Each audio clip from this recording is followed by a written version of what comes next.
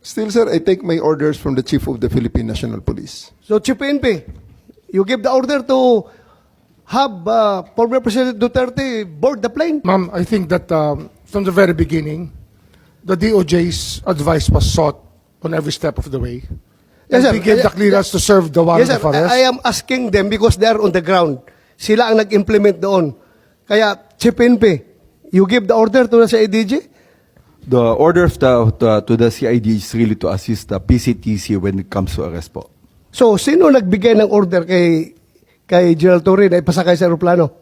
It's always the guidance that ang ano po namin is really to assist ang PCTC po. Kaya nga, PCTC. PCTC Were you the kayo? one who ordered the boarding of President Duterte sa aeroplano? Yes, General Alcantara, please.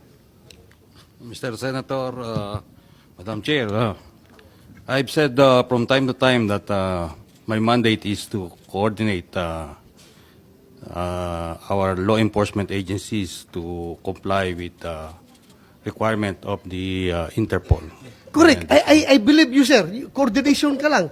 Coordination ka lang. Pero sinabi ni General Marvel na ikaw daw nag-order sa That kanya. is the limit of my power. Yeah. But according to General Marvel, ikaw daw nag-order sa and kanila that is- na isakay sa aeroplano si And that Pangulong is the Duterte. limit also of my authority. That's my mandate. To My have him. mandate is to coordinate, Coordinate. disseminate. So, for the record, hindi ka nagbigay ng order kay General Marvel na isakay siya sa aeroplano? Hindi. For the record.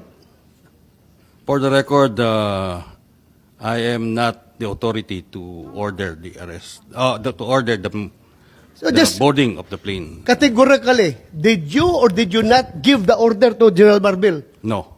No. So, General Marvel, are you lying? Sir, I'm not lying, but I just want to have the executive privilege po regarding this matter, this Ay, operational matter. nandito na tayo eh. Executive privilege ka dyan.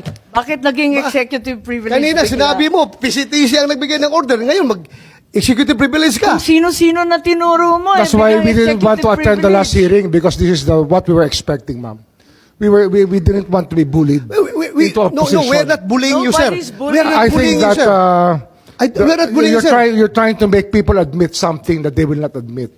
And executive we're privilege is a trying to valid derive excuse information. not to answer any Secretary question. President Remulla. Duterte is already at the Hague. Tapos na We are ang boxing. asking kung sino nagpadala doon sa kanya. Sino Yun ang nag-order? tanong We're natin. trying to understand every step of As the I said way. earlier, everything was cleared with the DOJ. We are not bullying